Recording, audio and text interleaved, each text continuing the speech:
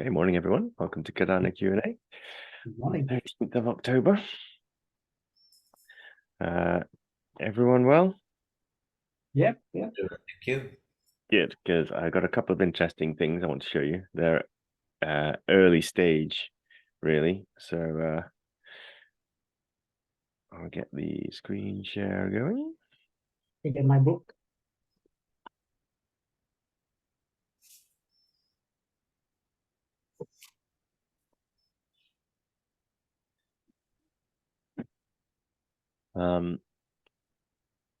So the first thing is that Genius Yield, who I've spoken about several times in the past, they are making good ground at the moment. So they're finally bringing forward products above and beyond their launchpad products that were out a couple of years ago, really. So their first product they're working on that's going to be really mainstream is the DEX, Decentralized Exchange. And as part of their DEX, they are brought some real innovation to the space, which is very cool to see. They're headed up by Lars Brunjes, who is he was the, I don't know if he still is. I imagine there's still on some ongoing roles, but he was the head of education for IOG for certainly the Plutus Pioneer programs in their first few iterations. And that in that course, you're essentially learning Plutus, but Plutus is a subset, as a superset of Haskell, which is a functional programming language. Works on a much lower layer level, and has been used across the sort of finance industry and the academic research. Very rigorous language that gives you very high quality of code. So he has also been a massive proponent of the UTXO model. So working with the Bitcoin's UTXO model, unspent transaction output, which has then been extended for use in Cardano.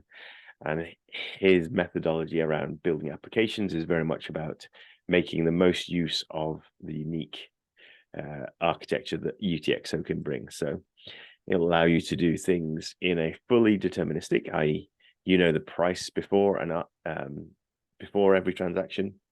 You know exactly what you're spending, and you get exactly what you're promised.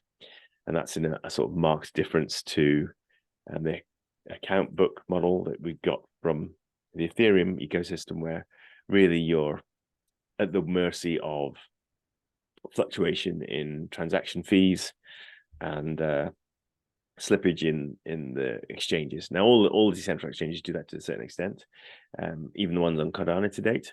But Genius Yield is offering something a little different. So they're working on again, decentralization at the core of everything they do. So they want everything to be out of their hands and into the hands of the community, effectively.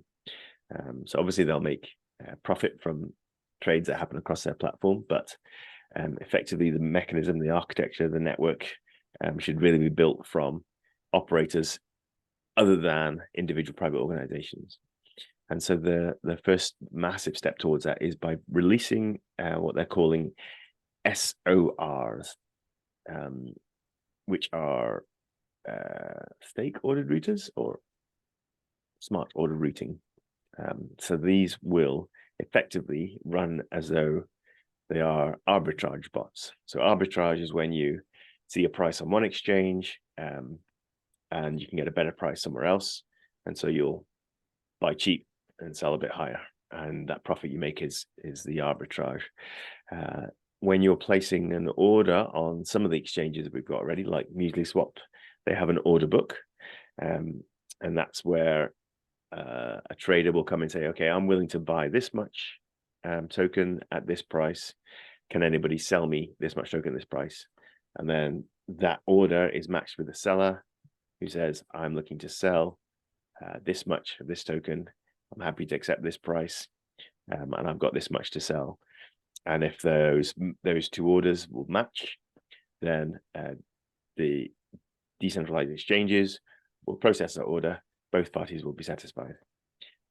With these SOR arbitrage bots, they'll effectively be run by anybody in the community who wants to run one. And obviously you need a bit of technical nous to run one, but once you're up and running, then you can have any order that goes through the Genius Shield exchange, you can actually fulfill that order matching process.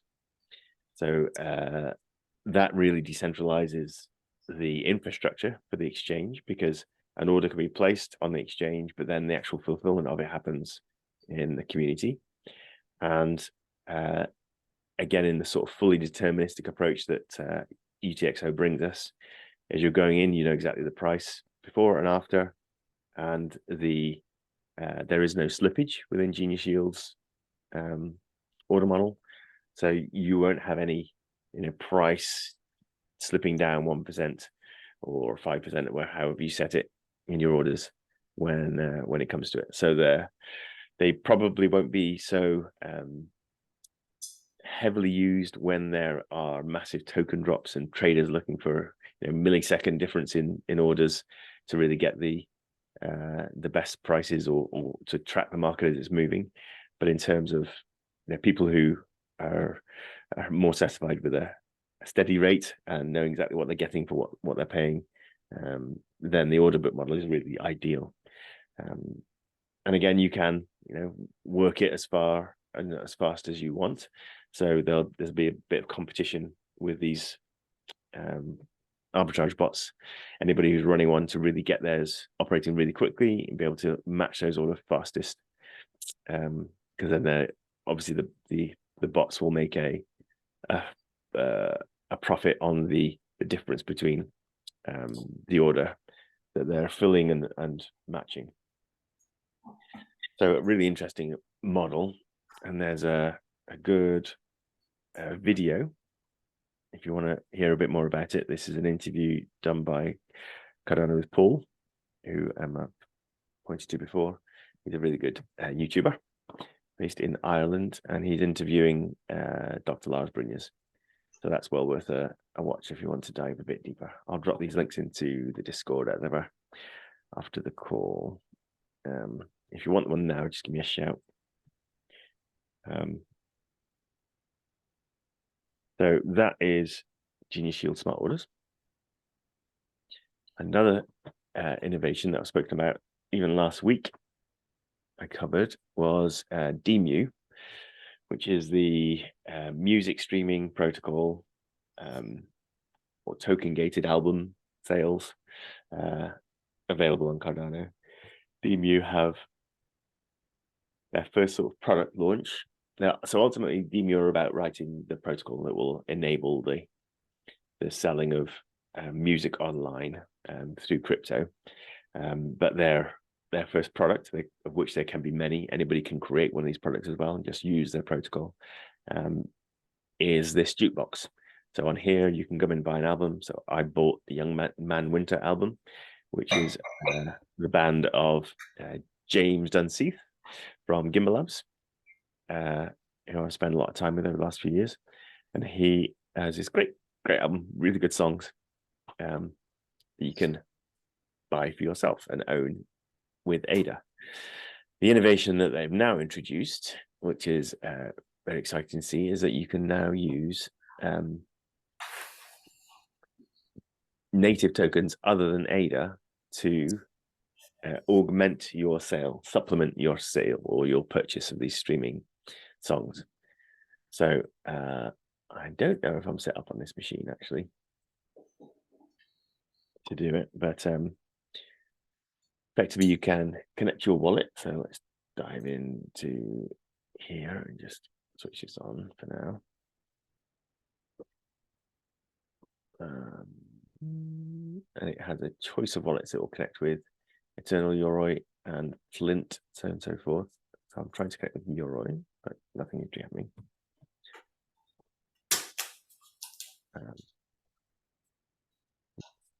Effectively, what it gives you is when you are connected, which I'm just going to sign for now.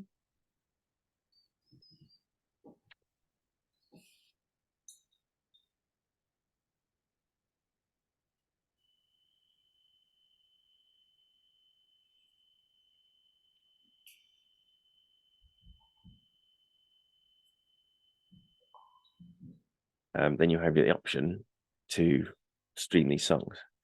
So, for example, if you wanted to go into this collaboration between Comega and Nas, two artists, you can now choose which token you want to play with. So ADA, full transaction ADA, which will cost you so 250 ADA for this album, or if you want to just stream the track,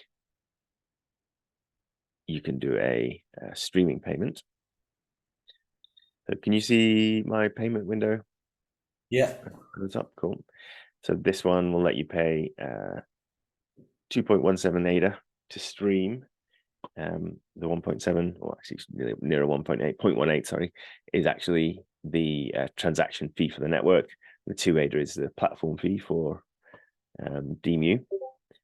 Or I can cancel that and change the streaming token to, say, gimbal tokens. When I choose to play that stream now,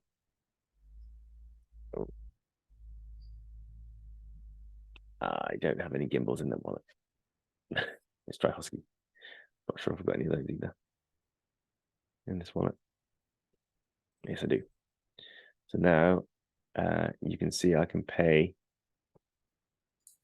1.4 ADA.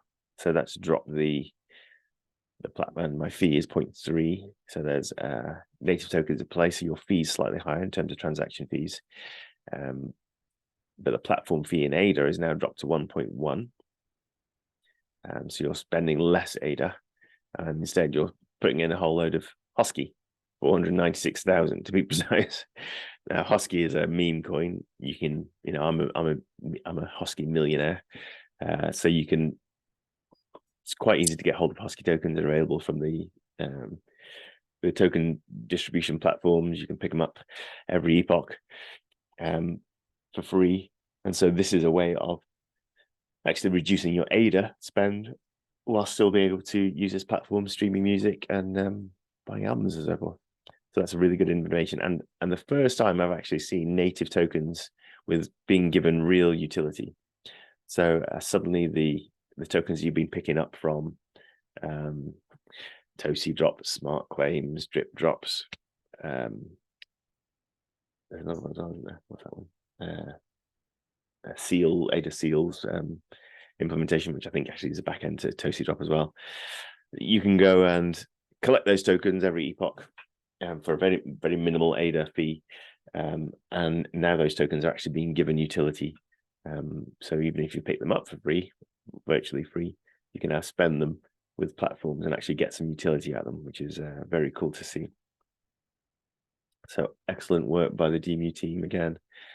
And well done, Session, Randall, Piotr.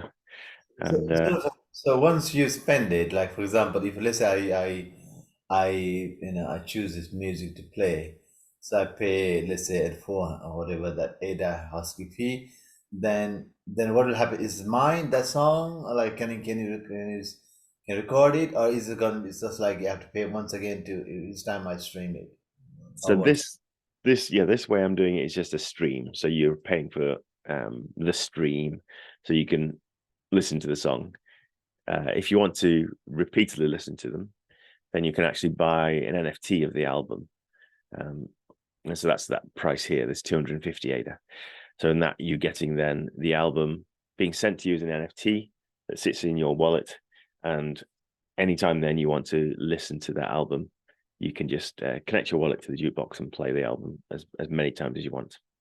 So yeah, streaming is a cheap one-off payment per track, and buying the album gives you indefinite plays. And that album, can I sort of give to someone in case if I want to? Yeah, Sell it? exactly. Yeah, okay. Yeah, so you can sell that NFT on from your wallet into somebody else's, and the benefit of doing it with NFTs is that actually when you sell, so say you buy an album, you play it to your heart's content, then you fall out with the artist and don't want to listen to it ever again, you can sell your album on, and the built into that sale, built into the NFT, can be a secondary market fee. So when you sell the album onto the next fan, then the royalty fee will actually go straight back out to the artist. So you can set like a 5% secondary markets royalty fee, and then anytime your album changes hands, instead of just getting that first initial sale price, you're actually getting 5% of it every time it passes hands again. So that way you really sort of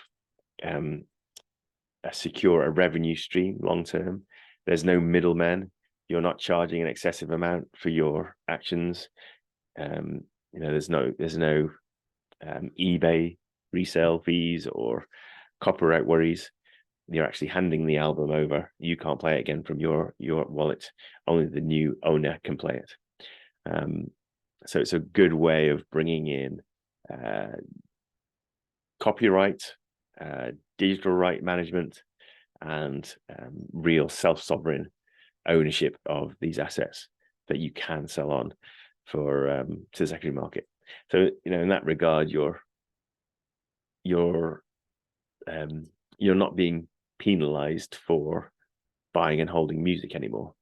Whereas previously, if you bought and hold CDs, then you had to buy it again if you then moved on from CDs to go to MP3s. If you then lost your MP3 player because we're now doing everything in the next file format, VP4 encoded tracks or something like that, then your technology's moved on. You're left holding the basket, so well. So we move swiftly from vinyl to CDs to from tapes to CDs to then mini disc players. So now actually we've got to the point where you can actually hold an NFT in your wallet and have play rights for that album indefinitely. Yeah. Yes, so it also says you can get a physical, well, you can win apparently, win, one of vinyl, physical vinyl copy as well. So does that mean like if I buy NFT and then sort of like they will, they may put in a lottery or something like that, and I may get a physical thing as well. Physical, okay. Yeah, so this is a special offer on this this album launch, effectively, or it's probably an EP, isn't it? I don't know how many tracks are on there, but it's got and there are only 1,000 of these being sold. Actually, it says it's a single, so it's 1,000 of them, and 63 people who buy the album as a first-time sale, like direct from this platform, they'll be sent a physical vinyl copy of the single. So you're sort of getting the artwork and you're getting the physical vinyl copy of the record, which brings back all that nostalgia that we love to indulge ourselves in every now and then. But also you've got the NFT asset sitting in digital in your wallet that you own and can sell on if you want to. So yeah, really interesting new model for asset ownership. And the fact you can now pay with Hosky tokens is very exciting. Yeah. And is it one day like one day I can see here is like, okay, I guess I didn't see mainstream music in here as well. I mean, it's up to the artist to put there, it will obviously I think quite I would say if you have mainstream music as well, then that's when the market going to pick up, because you all have to, we can even like discount whole HMV, all the record company, if you start doing the whole mainstream. Yeah. Well, yeah, I mean, so Nas is a very well-known rap artist. I don't know how, platinum selling or something like that. So 35 million albums worldwide. So he is mainstream. You may not know about, but yeah, he's mainstream. The label that they're partnered with is Viper Records, which again is a really big record label, particularly for rap music. And they have announced as well that they've got, I can't remember which label it was, but there's a whole back catalogue of one label that's bringing all their music in. So that will be I don't know who talked about it in the session, or was it the account? Yes, so 10,000 unique albums are coming,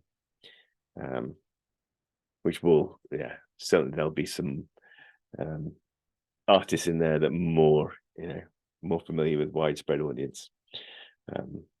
So yeah, this is gaining ground. It's only been launched a couple of months now. So this will be one of the most exciting projects to watch over the bull market rise, I think, because the adoption, by artists, as well as labels, is really going to be what brings the innovation. Because and there's always been a slight tension between record labels and artists. Artists feeling that they're being exploited, record labels not making any money if they're too niche and fringe. They have to spend a lot on marketing, getting these niche artists a larger audience. So there's all kinds of goodies and baddies, winners and losers in that space. And this could really be a way to give artists a choice in how they approach music distribution. They don't just have to sell their soul to Spotify and accept that they're getting pennies unless they become a huge artist. They don't have to sell exclusive access to their music just to a label now. They can still do that. Artists like Robbie Williams can sign $80 million deals without a problem, but younger guys, smaller artists will really struggle.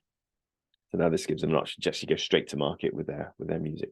Yeah. So Is it's it sort of like Jonathan, is it like I'm just thinking loud here. So at this moment, the reason behind we don't see that many record here is our NFTs. Is it because like an artist is not aware of this? Because I think this is a win-win scenario for them, because all they have to do is like you put it there, and they get in royalty as well. So for them, like it's our artist interest, any artist, in fact, even the mainstream one, just put the record there, and then they eventually they make money anyway. They can, so so is there any other platform as well, like demo, like other protocol? This is a Cardano, obviously, but are you aware of any other, in terms of music Yeah. streaming? Yeah. Demu is first to market, Okay. and there is another one that's looking, certainly talking themselves up well, but I haven't seen anything from them yet. That's Noom.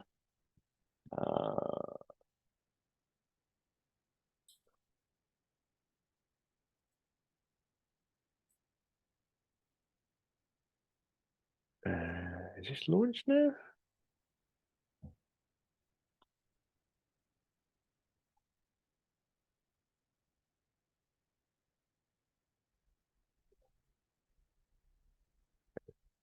Yeah, I think they're just accepting artists sending stuff in. Oh, actually, no, this looks like fun.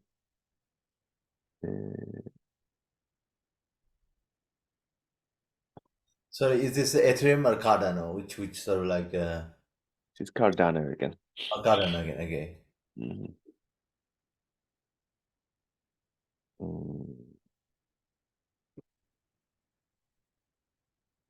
If these are all up and playable, and I've completely flown under my radar.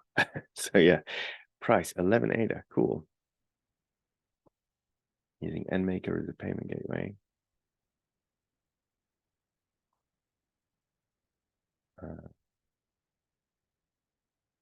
It doesn't look like they stream. I think you're just buying NFTs.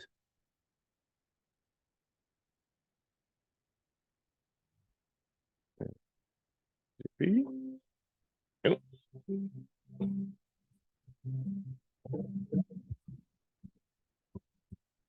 Yeah, so free streaming.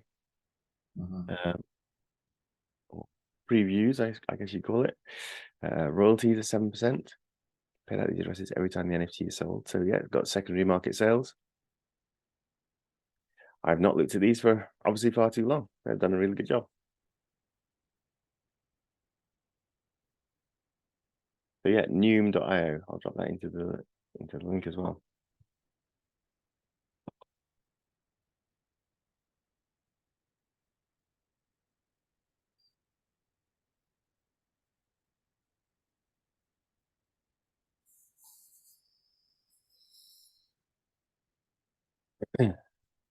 Good.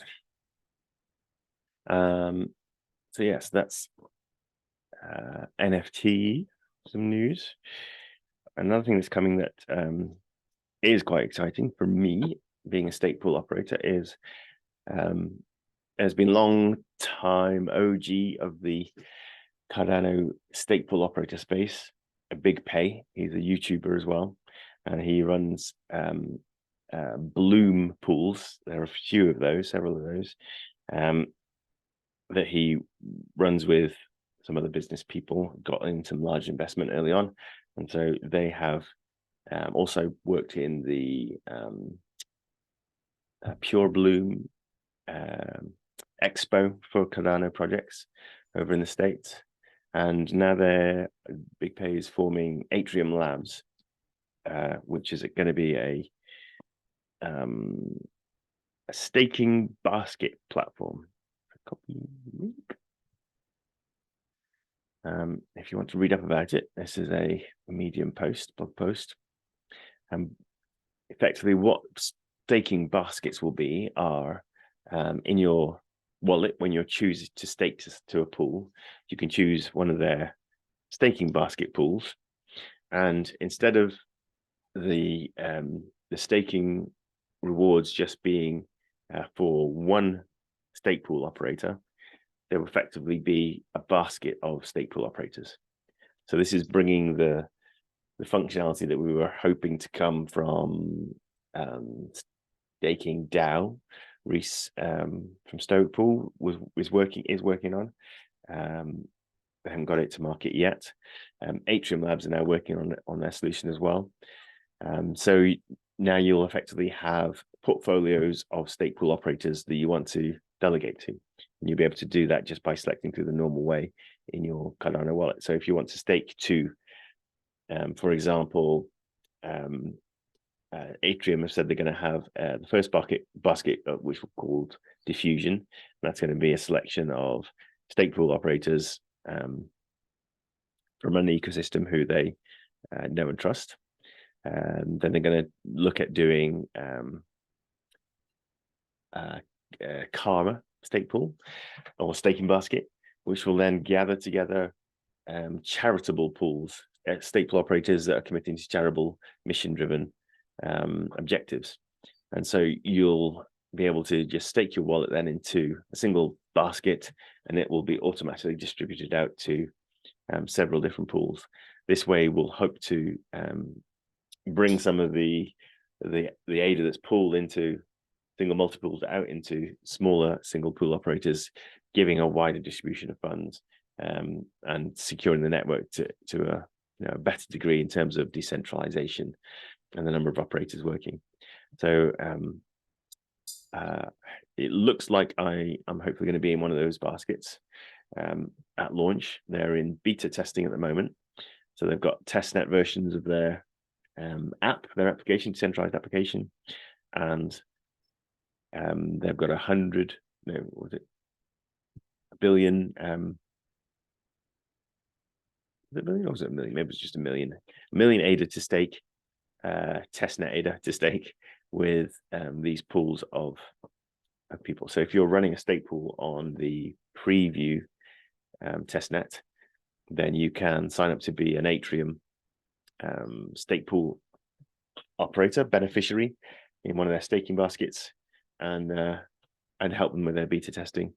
And as a reward, you'll be given some of their Atrium token, which I'm not sure if they've done a token generation event for that yet, but certainly they will do at some point, if not already. Don't know if they've got a website as of yet. They're just doing blog posts and social media platform stuff. They were a winner in Project Catalyst Fund 10. So you could vote for them. And now that the funds that they've received will be going towards building out a decentralization solution for the blockchain. So that's exact, you're voting with your ADA to improve decentralization. I see that as a good correlation and a good outcome for Project Catalyst spend. So nothing, not everything was terrible that fund 10. We've got some good things being and some really good projects got funding. The Eternal Wallet, which I use day in, day out, got funding. Pool.pm, Smaug got some funding. So really good to see these guys. Martin Lang, who does the stake pool operator tools. These are the mainstays of the Cardano ecosystem who do need funding because they're crucial bits of infrastructure now, and we need to find a way to maintain and support those bits. Yeah, so for stakers, if they want to stake in a staking basket, what advantage they have? I understand this in a pool operator. I mean, they can get exposed, but for stakers, do I get more ROI in terms of percentage, or is it like it's just like being, I don't understand why would I stake like unless it's like I don't know. I mean, if they're gonna choose the basket themselves, are we allowed to choose the like what I'm gonna stake in the basket? Are they gonna choose for me? I just want to understand in terms of why would I want to get involved in it? Yeah. So one of the main reasons for it is that if you look at this list of stake pool operators, there are 3,000 of them here, and you don't really know the first thing about any of them. You can browse through, you can go and find their website, do some research, but it's hard work, and you're not gonna make your optimal decision probably from just guessing and reading up and figuring out who you want to stake with. Like you guys found me, I do some training, so that's a sensible place for you to be staking your ADA. I'm a mission-driven pool, which I think a lot of you also align with. You want to see charity done. You want to see the changes around the world, not just accumulation of wealth. And if you can use your investments to actually benefit the impoverished, then that's a good thing. So with staking baskets, now be able to roll that out to a larger scale, and you won't have to do the deep research and hope that you found the right pool to be staking with. You can actually just stake it to one of these baskets that meets the criteria that you want to set for your staking. So if you are mission driven, you can say, okay, I'm going to stake with Karma staking basket, and I know that's going to be distributed out to say 20 mission driven pools, and the list of those 20 driven pools will all be being monitored and checked by the Atrium Labs guys. So if one of those pools starts to lose blocks or fail in their responsibilities, perhaps they're not giving to charity, they're not meeting the goals that they said they purport to hold to, then they'll be vetted and cleaned out by the Atrium Labs, and so you don't have to worry so much about it, because a lot of people will just set their staking pool and forget about it, and that's how we see sort of stagnation of the ADA in the network. And it's important for people to be able to have a way for the ADA to move around, their staking keys to move around, because if we end up with people staking their ADA and walking away and forgetting about it, then those pools don't necessarily run optimally. They can start to lose incentives for being a good operator, and we end up with millions and millions of ADA sitting in untapped pools. So for example, there's a way somewhere in here to find dead pools. So yeah, all these pools are stake pools that are retired. Thousands of thousands of them. And if you had staked one of these and never gone back and checked again, then suddenly you'd stop earning rewards, and then we've got some ADA that is not delegated to a functioning pool, so it's not secure in the network, because that's built into the security model of the proof of stake network, is that staking secures a network because you're incentivizing stake pool operators to be good operators. And so it's important to have a way to sort of make sure we're not ending up with stagnant ADA sitting in retired pools, of which there is a lot. So stake can solve that problem. So retired pool, let's say for example, I stake with one of the pool operator, and that some reason that got retired or whatever happened. So my ADA, can I just like, even though I mean, especially that's quite true for other coins where so if there's is particular like this any of those coin, if it's like somehow cease to operate, then you lose all your I guess your coins. But here in that I can always retrieve it, right? In a Cardano. Yes, exactly. So obviously it's a better system already, just normal staking. So there's no, if you end up staking to an operator who is failing in their responsibilities, then you don't earn additional rewards. But there's no, you're not handing your ADA over at all. So you're actually retaining your ADA yourself, and you're just pointing your stake key at the pool that you want to be staked with. And so you're never losing control of your funds. Whereas if you're staking on centralized exchange or some of these other blockchains, and you're actually handing your ADA, your tokens over into a smart contract. With this, you're actually using the same staking mechanism as ever. You're just now staking with a basket, which is being distributed out to multiple pools. And so it's a very good way of securing the network in that regard. Yeah. So What's if you basket, sorry, go on, sorry. No, you carry on. No, that what I understand now is like if you put in a basket, then the ROI that you get average out, and then that's what I get, right?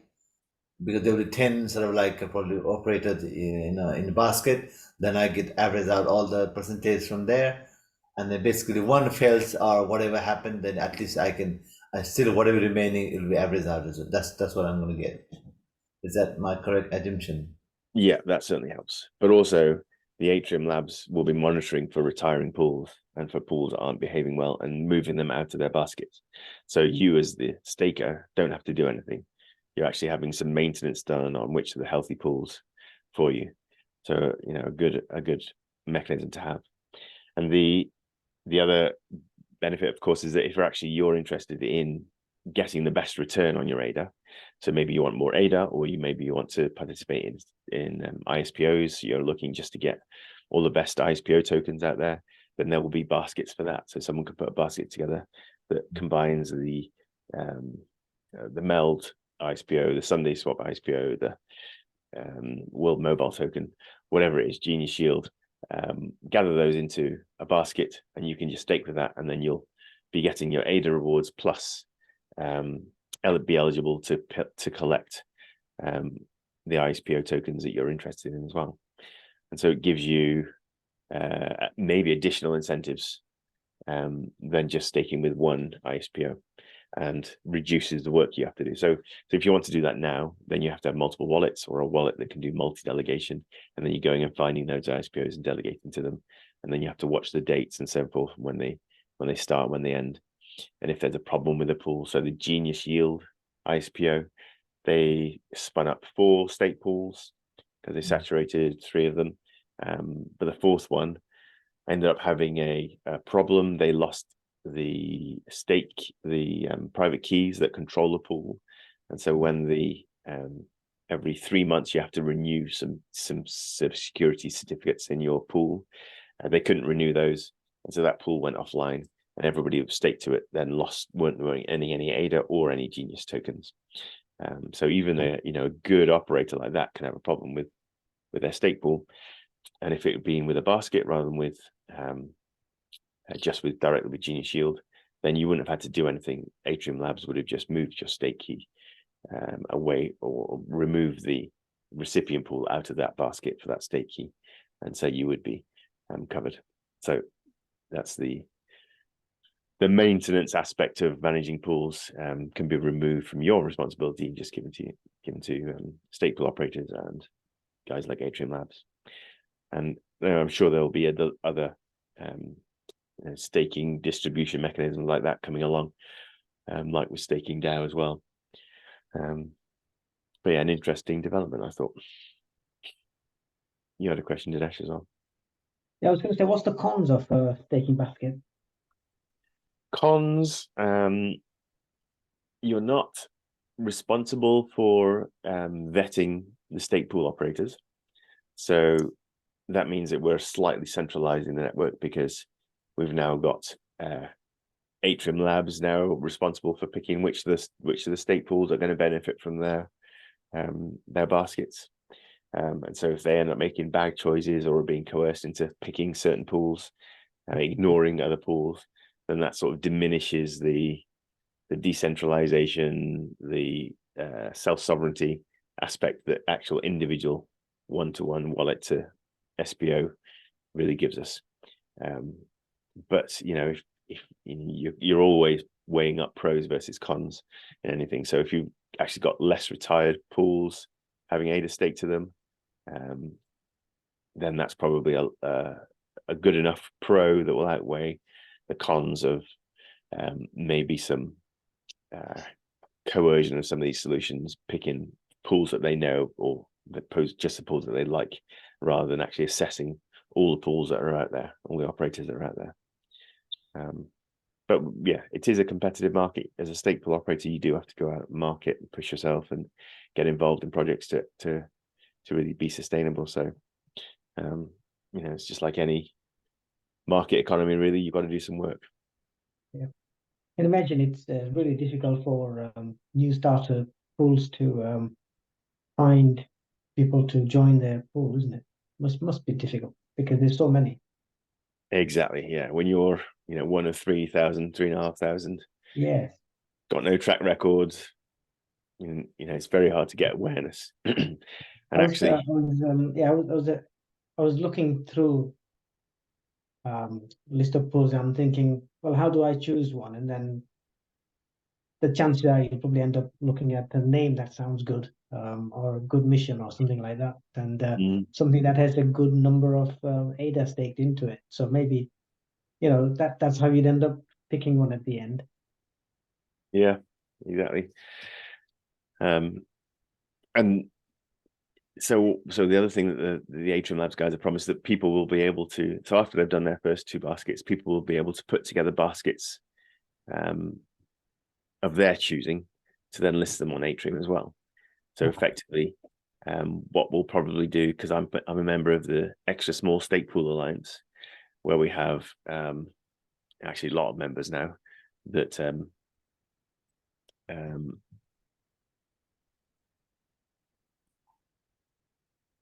remember the URL. I think it's .io. So the Extra Small Stake Pool Alliance.org is specifically aimed at the smallest stake pools. So if you can't benefit from some of their features if you've got more than 1 million ADA stake to your pool, and if you've minted more than 50 blocks. So I was participating in their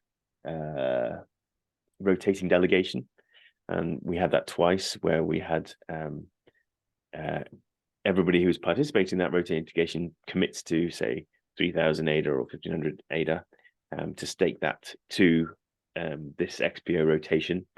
And so every then 4 epochs, we'd all move our stake to a new operator to help them mint their first block, and then we'd move on to the next operator and help them mint their first block. And that's a really good system of actually getting small pools, minting some blocks, that then their reputation starts to rise and against list. But now there's a lot of people in XSPO, more than can possibly do the XSPO rotating delegation. And so maybe there's a good opportunity to say, okay, let's just put every member in the XSPO who has less than 1 million ADA into a basket on Atrium, and then anybody who, instead of trying to sell individual pools on here or do comparisons between the pools on here, we can just say, okay, go and stake with Atrium's XSPO basket, and it'll benefit all these young guys. And then XSPO can be responsible for managing who's in that basket of pools. And this is that would be a really good way of, again, just making sure that there's a healthy stock of stake pool operators who are getting staked rather than some of the bad operators who are missing blocks, and so forth. So that's a. What's one of the main reason that some of the pools may retire? Mostly because there's very little economic incentive when you are that small. So you'll be paying out for hosting costs for the period of time that you're running, and if you never mint a block, then you never make any money at all. And the chances of making enough from minting blocks to actually cover your costs, you really need to hit sort of the million ADA plus bracket to be minting every epoch, and that will then probably accrue to paying for your hosting costs. Of course, that's based on ADA's current valuation. Once we're back in the bull run again and we see maybe the $3 high that we did a couple of years ago, then that will be a very different scenario, and operators will be, it'd be much easier for operators to be viable financially. But certainly at the moment we've just got a bear market, ADA value is low. There's really no incentive for running a stake pool unless you've got a wider long-term agenda. So that's why we've seen so many pools retiring, which is sad, because a lot of them are really good guys, done a lot for the ecosystem, but just haven't been able to attract enough delegation to be sustainable through this bear market. So are we minting anything in the fluid pool that stays, Cindy? Yeah, fluid pools still minting blocks. We've done well. Good to see. We've done well actually. We've got 69 blocks as of this morning, which was our last. Oh yeah, last it's gone up. minted. Oh yeah, it's gone up even. Yeah, so 5 hours ago, we minted our 69th block. Well, yesterday, gone up. 69 blocks in sort of like how long was it? Is it like, does it like yearly or so? Is it I've been running the pool for 2 years, so you can see right down here. Epoch 288 was when I started the pool, but we didn't mint our first block until just under a year after starting. So it was a long time with no blocks, which is very painful, very difficult. So how did that keep you motivated to keep at it? Well, or was it just a startup curve that you were? I've always had a long-term objective. Counted on, yeah. So my my philosophy is that I believe that digital currencies, blockchain technology is the future of tech. It's really going to transform the web. When you've got a means of exchange and a privacy layer built into the internet itself that leverages the power of blockchain, zero knowledge proofs, then you've suddenly transformed the current internet as we know and use into something that's far more human centric. At the moment, we are the meat in the meat machine. So turning our sausages just exactly. We are packaged up, we're fed exactly what we're fed, and we're exploited, manipulated with the advertising model that's rife in all the platforms. And so we're funding effectively the internet at the moment through advertising revenues, and the advertising revenues are all going to small, or not small, but small in terms of world population groups of very powerful tech entrepreneurs. So Google, Facebook, Apple, Netflix, they are controlling the vast swathes of internet use exposure. And really what we want to go back to is the early days of the internet, where you could put up a blog page and you would have as many people visiting your blog page as people would be visiting the Amazon homepage or the CompuServe or the America Online. It was a way to really create a level playing field for anybody who wanted to write something for the internet. That then turned into revenue models and advertising models that scoops people away into centralized resources. So now most of the time we spend on websites is in, either on the back of social media feeds or major news outlets, or Wikipedia, which is probably the only shining light. And even Wikipedia is starting to struggle in terms of having, truth at its heart. So actually, if we can get to a point where everybody controls their data, they can choose what advertising revenue actually happens to them or not, where the internet is paid for by other means rather than advertising, because we'll have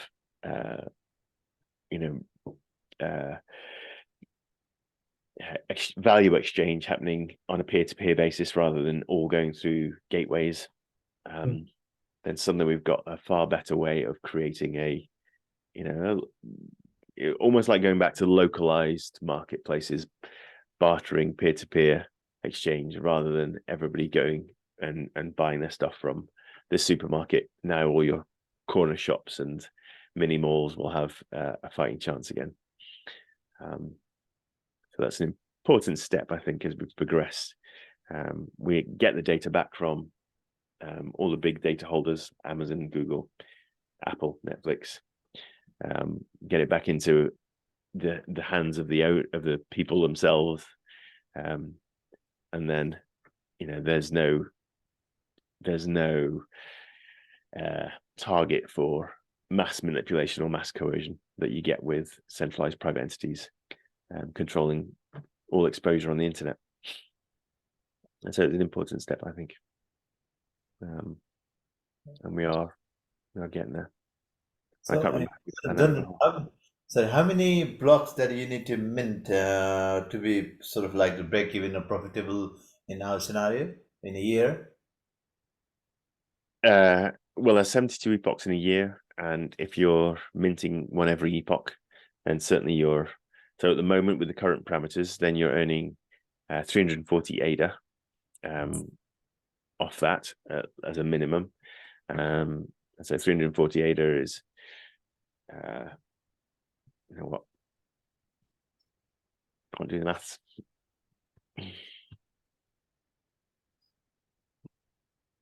88 pounds. 88 pounds. To GBP. So 88 pounds will give us 75. Oh, 35 pounds. It's per block, right? Is it per block minting? Yeah, so for each block that you mint, you'd get 340 ADA.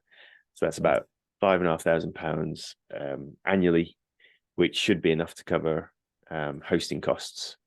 73, did you say? 73 block for what you need to mint, right? To make break even, did you say?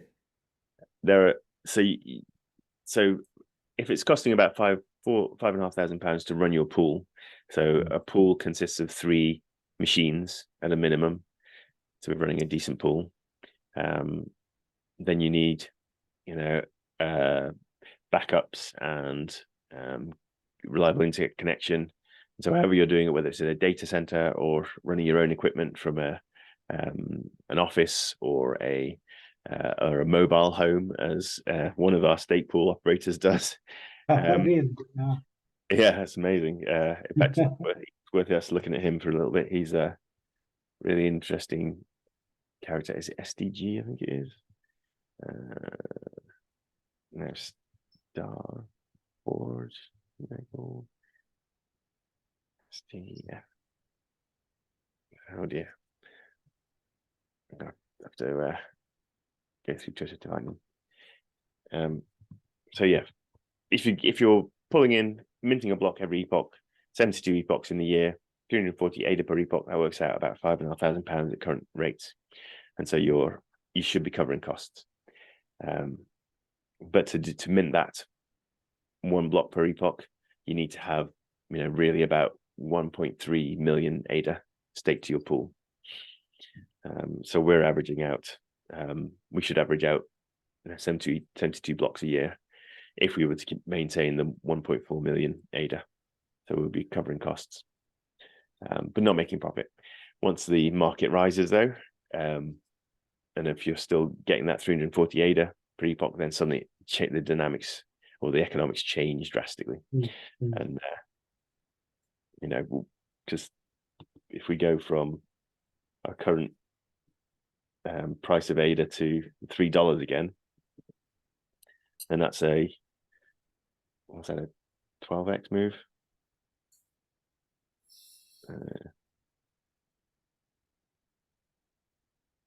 12x, yeah. Yeah. So that's a significant bump for revenue. Yeah. revenue for a pool. Yeah.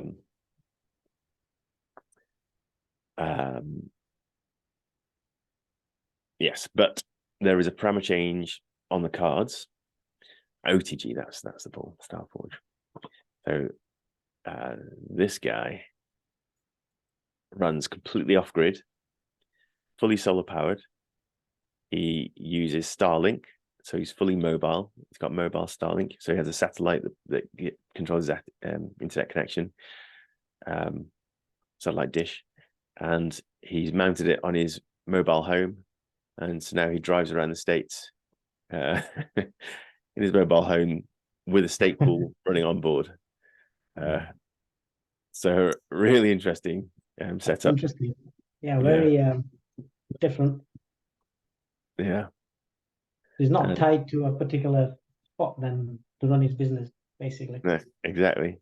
So come the zombie apocalypse, and you're desperate to go and pick up your ADA and forge your transaction, I reckon he'll be the last stake pool running. He'll be able to head to the mountains before anybody else. How many ADAs has he got on stake? I think he's doing quite well. Let's have a look. OTG. Is he a whale? He's not. He's just a regular guy, but his pool is punching well above its weight. That's full, isn't it? 32 million. So 32,000. It might be full if the next parameter change alters the saturation parameter. So at the moment, 63 million, or it's actually more like 64 million, is it? Approaching 60, approaching 65, I think now, for a saturated pool. 44.5% full. Yeah, so it's about half full, but with that, then he's minting blocks very regularly.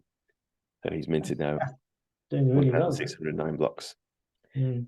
Yeah, but he started way back in Epoch 241. Right. So he'd been running all this time before he got to when I started my pool, 88. 88. He still didn't mint any blocks until actually there's something going wrong here. There we go. There you go. First blocks. 10 days ago. That can't be right. 10. What's happening? Why is his block count not showing? Because of the size. Take transactions off and staking off. Really good tool, this, isn't it? So it's a good way to express history. It's excellent. It's the best one out there. I love it. Yes, I only started minting blocks 2 months ago going to this. Oh. Then 169,000 ADA at the time. That doesn't sound right, does it? No. So then, once you run out of data that you need to answer your questions on pool.pm, you need to go and look at something like Cardano scan.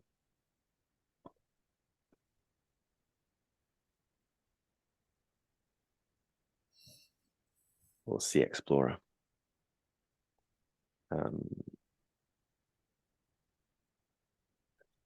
Name stuff out of the way. So if we look at the block production, goes back to October as well.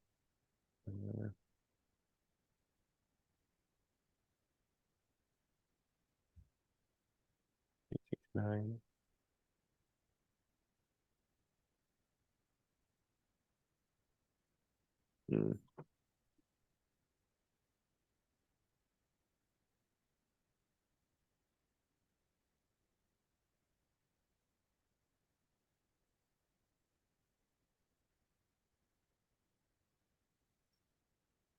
Last page, tell us.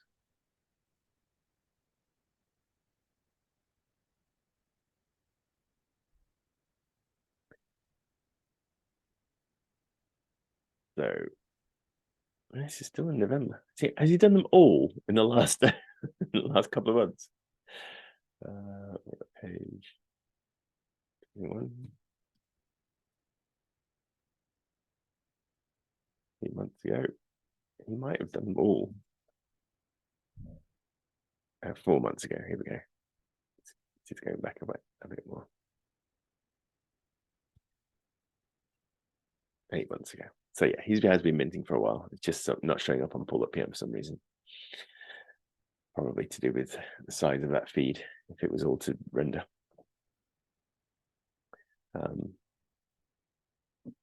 Yes, good to have a look at some good operators out there doing some interesting things. In fact, I'm curious. Let me just have another look at him.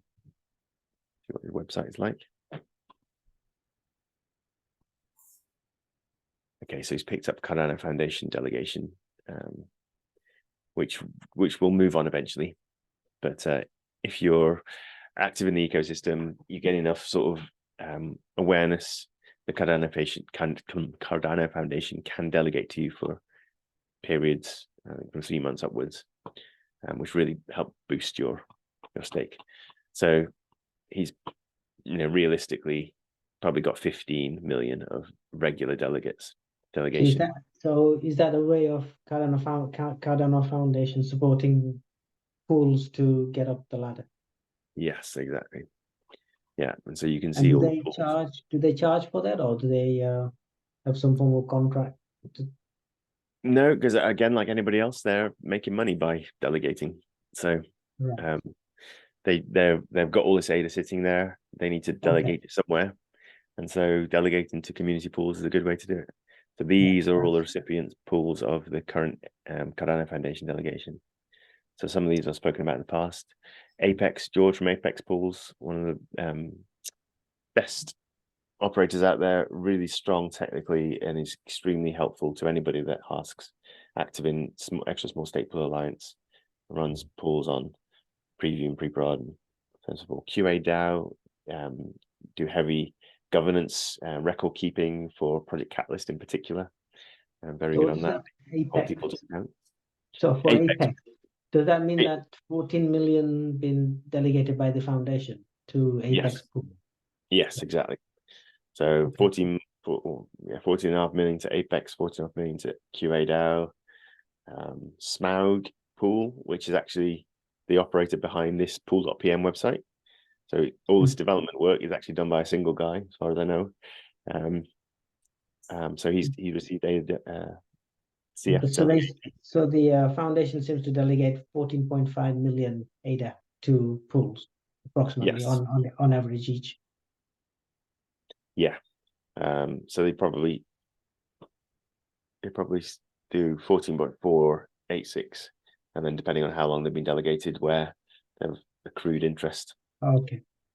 And then so they probably will rebalance it then at some point and add in another pool to delegate to. So a Swarm pool as well, Catalyst Swarm, which I work for.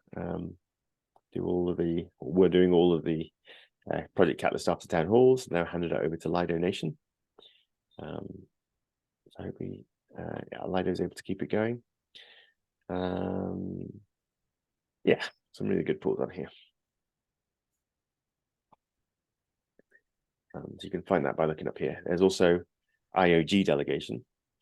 So IOG delegate less. They just do 1 million at a time to fewer pools. But you can see upstream, these are the guys who manage the London summits. So Chris and his crew, they manage the upstream stake pool. Chef is an active stake pool operator who actually I'm going to talk about in a second as well, because he's one of the ambassadors for the Ergo blockchain and the Rosen Bridge, which I'll tell you about.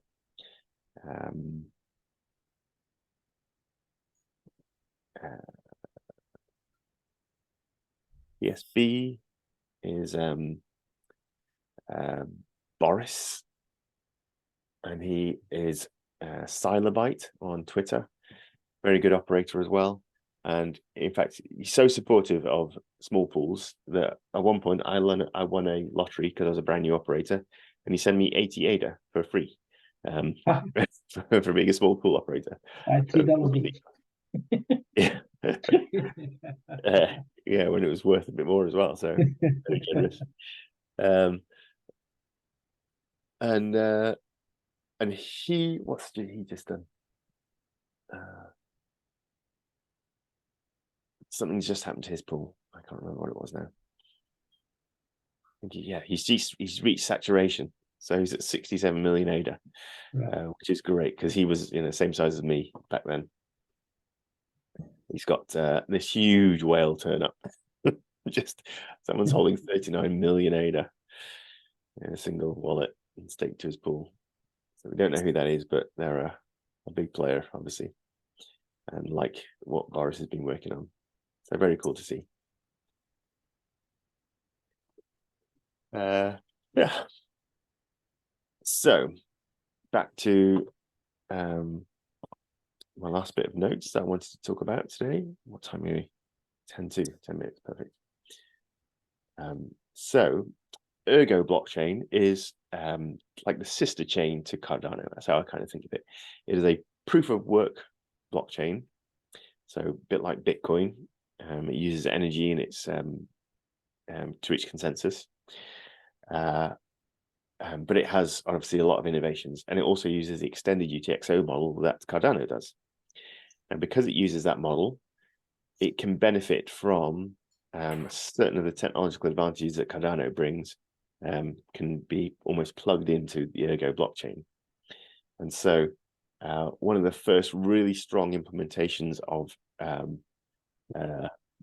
Ergo's sort of mindset is that they're going to be bringing to market the Rosen Bridge, which I've lost my link for, so I'm going to have to dig it up again. And this will be the first bridge that will go between Cardano blockchain and Ergo blockchain.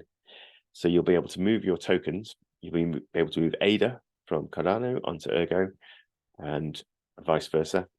And then also Cardano native tokens will be able to move to Ergo and back again. And so you'll have Ergo tokens appearing on Cardano and Cardano tokens appearing on Ergo, all without altering their value and without being locked up into a smart contract. Because the extended UTXO model allows you to do a lot of things outside of smart contracts. So you're not relying on third-party code, relying on tier 1 code or functionality of the layer 1 blockchain itself, which is very cool. So you can read about it here. And the innovation that it's really got as well is that, again, a bit like the Genius Yield, will have open sourced their smart order routing, so anybody can run a arbitrage bot. Ergo and the Rosen Bridge team are releasing this to multiple operators to run the bridges. So as a stake pool operator, I'm on the waiting list to see if I can get approved for running as a Rosen Bridge operator, which will mean that I'll be able to onboard tokens from one network to the other and receive some revenues for that, which will be very cool, because really, as an operator now, you have to look for additional revenue streams. There's such competition out there with the market. The ADA delegating practices of the community aren't reaching all the small pools.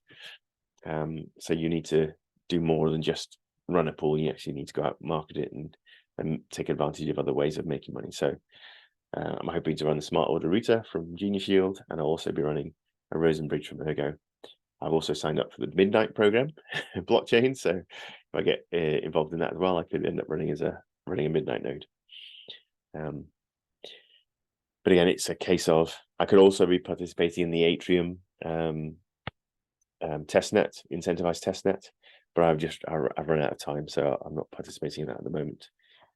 I've just cleared a big chunk of work off my backlog, so I might get a chance now, but there's lots of things to get involved with. But this Rosenbridge one is certainly one to keep an eye on.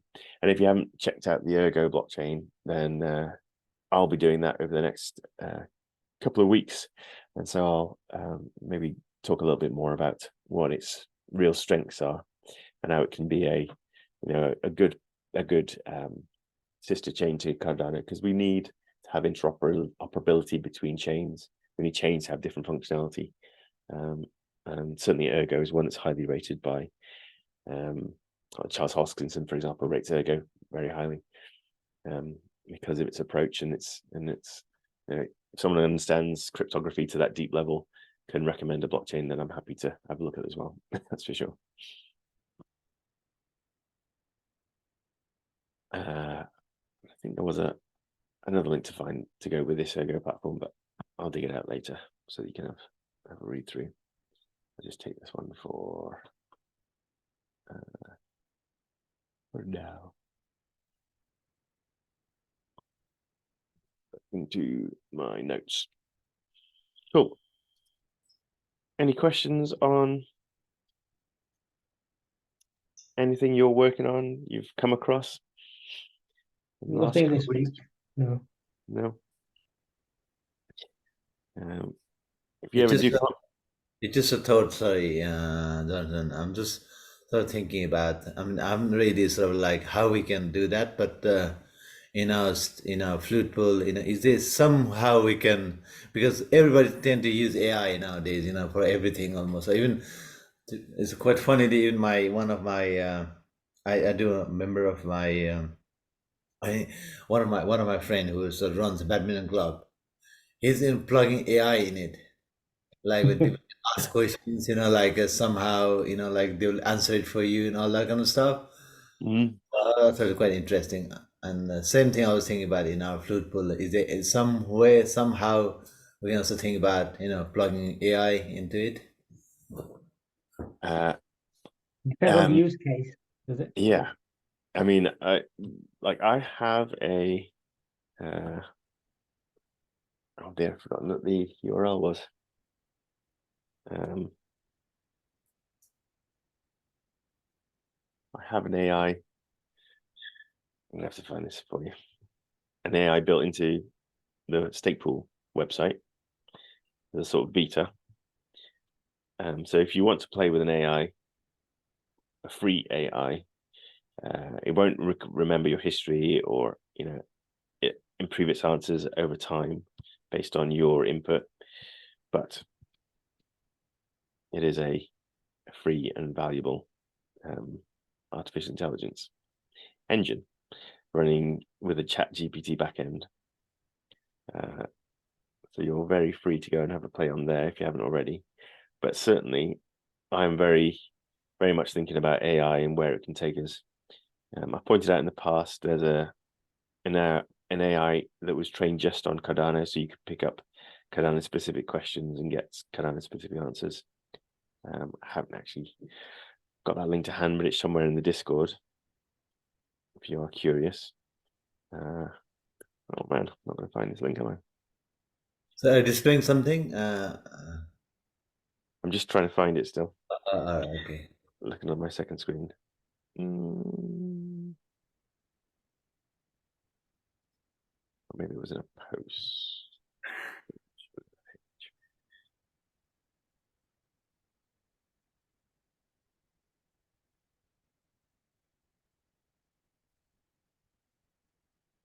So yeah, if you go to fluid-pool-AI, then you can see my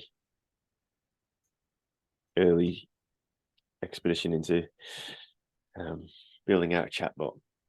Not a chatbot, an AI bot. So you can ask it anything you want.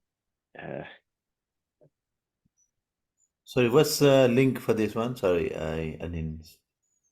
I dropped it into the chat, in meeting chat, if you want to grab it. All right. Okay. Ah, interesting. Yeah. There we go. Cardano is a public blockchain platform that aims to provide a more secure and sustainable infrastructure. Bit of background on Cardano, and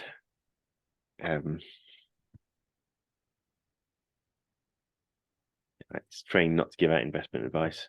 You can always try and fool it. Oops, typing what I'm seeing there. I cannot provide financial investment advice.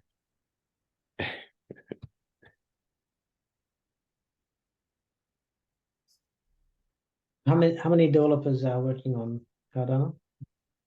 Find out, see what that says. How many projects are developing on Cardano? How many projects developing on Cardano? I think it's trained up to 2021, so it's not got actual stats. Oh, I see. Right. Yeah, it's GPT-4 is up to 3 years old, isn't it?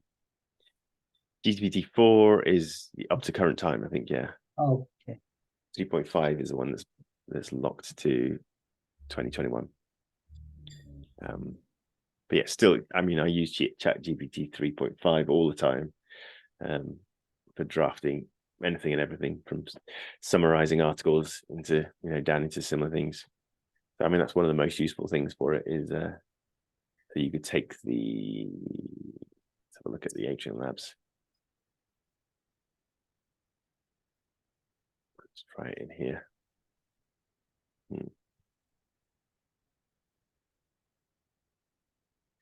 100-word synopsis of this article. You can paste the text in.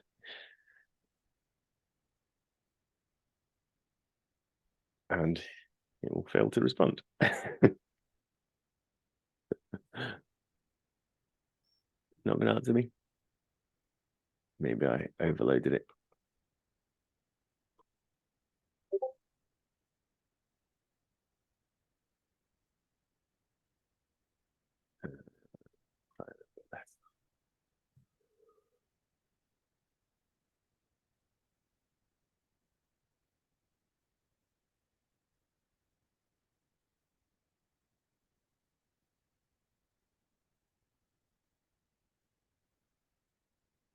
Is it specific prompt required, or you can just any? Any prompt will do, but you do get better results over time as you learn how to ask the right questions. Yeah. That's just taken that whole article and written where's it gone there?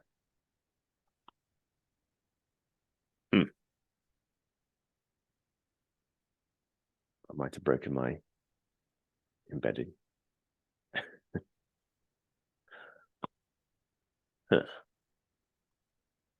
This is where just a little trial like this is not as useful as if you're using the full GPT interface, which is very, very strong now, very good. Right, a 100-word synopsis of this article.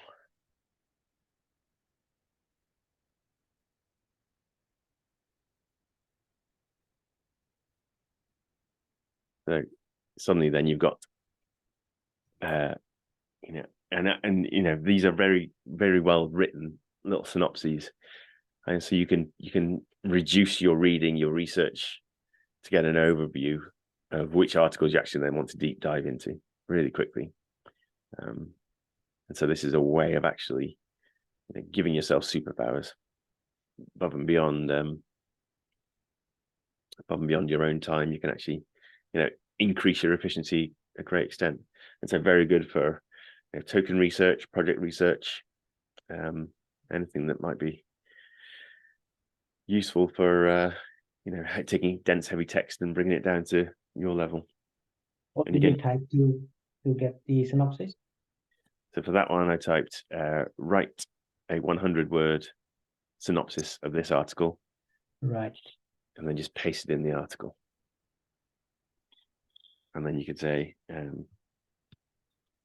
you write it for a rewrite synopsis for a 6-year-old, or maybe say 10. My boy is 9. Yeah, 10 is fine. Staking baskets is a cool new thing on the Cardano blockchain that helps make things fairer and safer. It lets people give their ADA, a type of digital money, to different groups of people called stake pools. Before, people would have to give their ADA to one pool, but now they can spread it out to help more pools. So really, intelligently written, small, short synopsis of a dense article. A powerful, powerful tool that can supercharge your day. So yeah, you can go and have a play with this one, or you can sign up to ChatGPT itself. Now the AI engines are out there. I've got ChatGPT, but I think it's the 3-year-old version. Right, 3.5. Yeah, that's the one I use. And actually, I think that the 3.5 is the fastest in giving a response. The ChatGPT is a bit slower, but it gives you deeper, better responses. So actually, you can, if you're just using it for research and things like that, and not relying it to write your, your terms and conditions on your next contract, you're probably fine with 3.5. But Perplexity as well. Perplexity.ai, but it doesn't do synopsis. And does it not? That's what I think.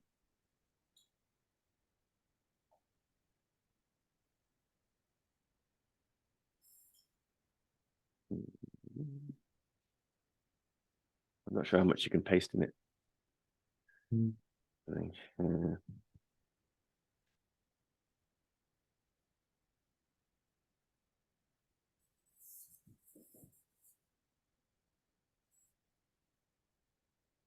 It said to me the primary function is to provide information and answer questions based on training and knowledge on Perplexity.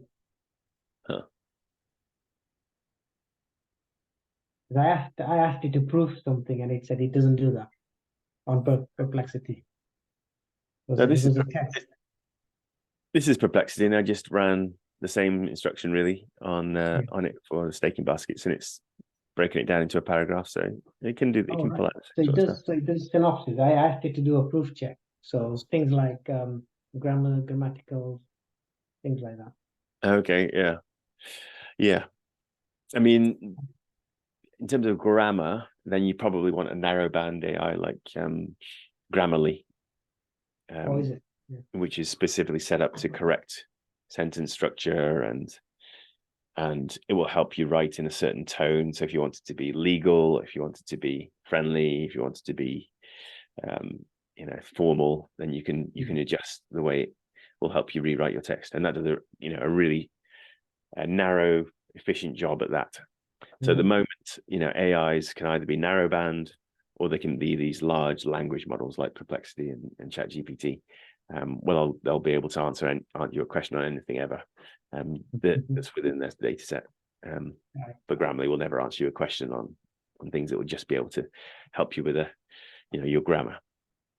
So those are artificial intelligence, because they are they're taking random input from any human and actually giving you specific advice, but it's not general knowledge like that you get from Perplexity. And there was another one that we were looking at that's had a massive amount of funding just last week as well, wasn't there? That Luca mentioned. Do you remember what that one was called?